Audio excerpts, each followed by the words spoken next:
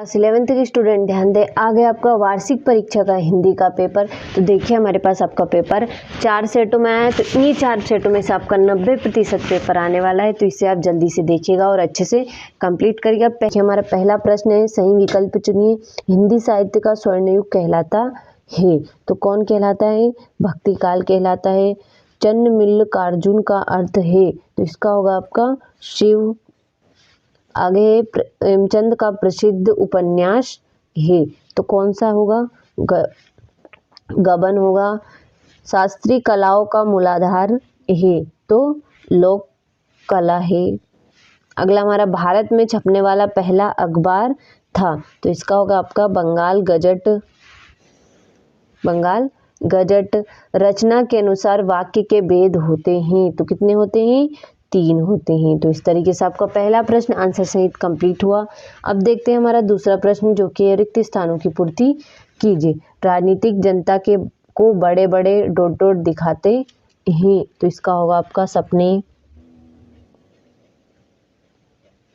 आगे गीत फरोश कविता के रचयिता डॉट डॉट है, तो भवानी प्रसाद मिश्र हैं।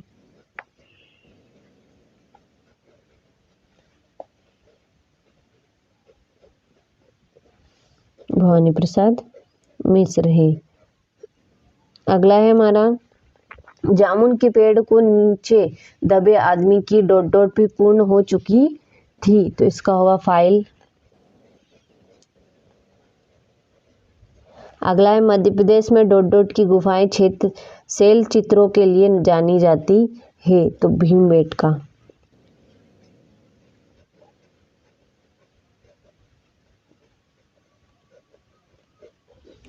अगला है, शब्दकोश न केवल शब्दों के अर्थ बताता है बल्कि शब्दों का डॉट डॉट होता है, तो इसका होगा आपका स्वजान।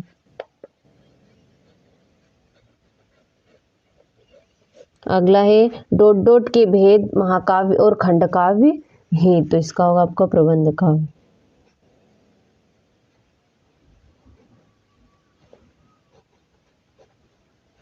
तो देखिए इस तरीके से आपका दूसरा प्रश्न भी आंसर सहित कंप्लीट हुआ।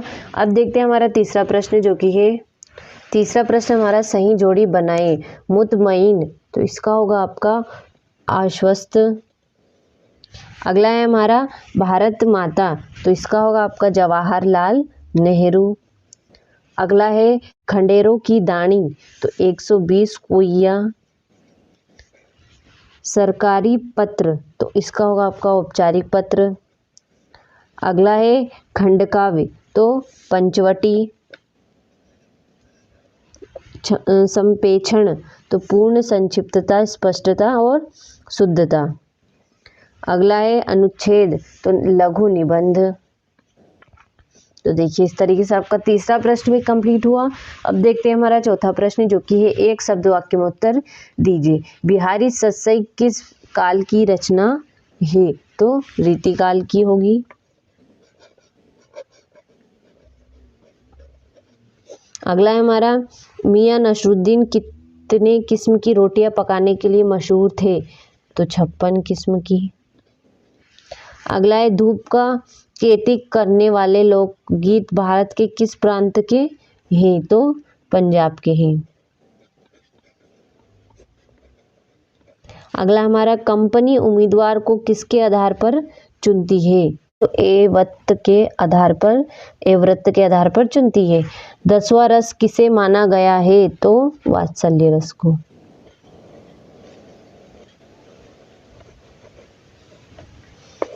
वात्सल्य रस को माना गया है। रोला छंद में यति कहाँ होती है, तो 11 व 13 मात्राओं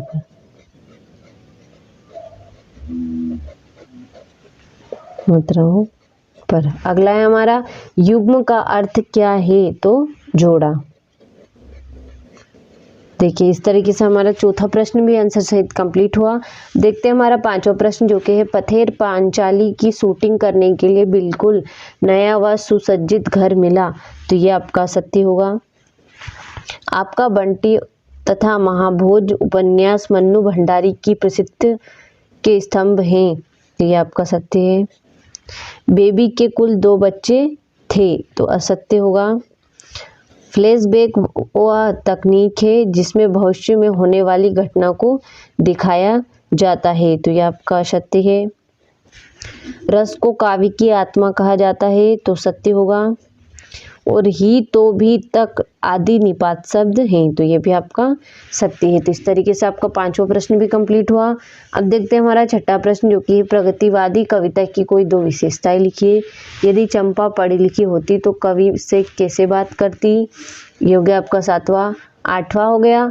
9वां आगे है आपका। ये हो गया आपका 10वां प्रश्न। 11वां। इस तरीके से आपको इन सभी प्रश्नों को अच्छे से देखना है और कंप्लीट करना है। तो ये हो गया आपका 18वां। 19वां हो गया। अगला है आपका, देखिए ये हो गया आपका 19वां पूरा। यहाँ से आप